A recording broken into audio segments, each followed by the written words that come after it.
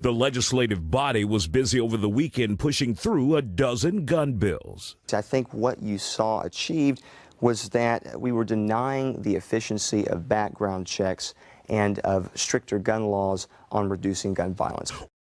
Imagine how short Sandy Hook might have been and how many lives might have been saved had at least one teacher been armed and trained. The National Rifle Association has made its presence known right here in Houston, and there's a local organization playing a vital role. It's the Houston Young Republicans. My name is John Griffing. I'm with Houston Young Republicans. HYR has a renewed focus on gun rights and the place of gun rights in the national fabric. Gun control laws have failed wherever they're implemented to reduce violent homicides and gun-related violent crime. I think it was less about politics in this case for the Republicans and more about reacting and responding to what many felt was a loophole, a vulnerability in the abortion industry that needed to be addressed in Texas. I don't think a challenge is going to be successful, though a challenge is consistent with the pattern of behavior we've seen on the left and from the Democrat Party over the last few years.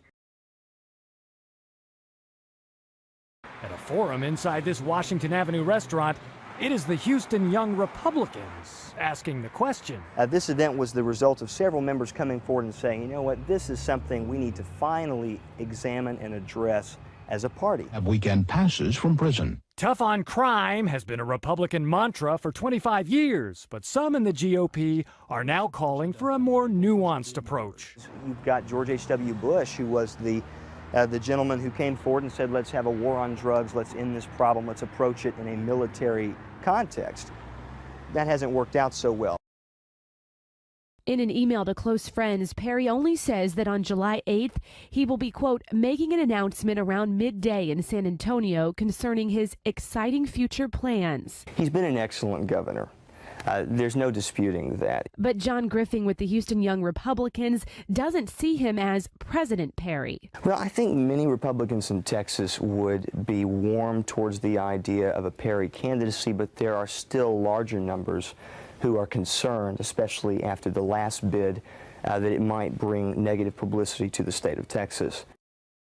It's the much bolder Ted Cruz who's the top choice among the majority of Texas Republicans. The center want principles, the center want bold colors, and I think Ted Cruz brings that to the table. If you disagree, they're nothing more than an unruly mob. John Griffing disagrees. We're looking at the mob tactics in play and how this has been used to overcome the legislative process in spite of a majority in favor of passing all of these bills. Griffing, a vice president of Houston Young Republicans, developed this YouTube video attacking their tactics. Rush the floor. Total chaos is the only way to stop this. And there were hundreds of such tweets.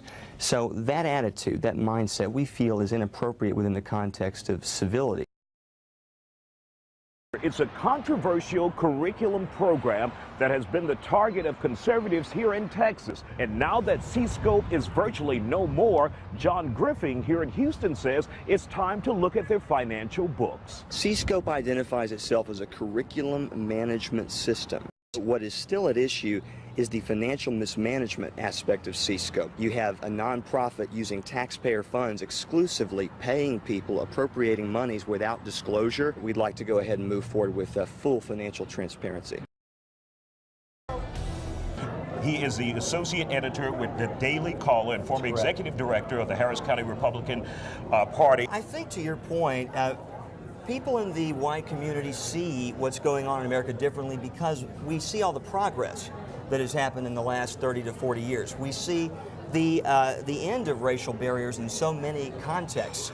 We see more opportunity for more people, irrespective of their skin color. So when someone of my background, for example, is looking at the escalating violence, the escalating racial tension, we feel it's a tragedy because of how much progress has been made. So the focus needs to be shifted back onto what's being done right. I will tell you, I disagree with this man's position when he decides he's going to speak for white America as a whole. He needs to stop saying, well, white people this and this, and people are white.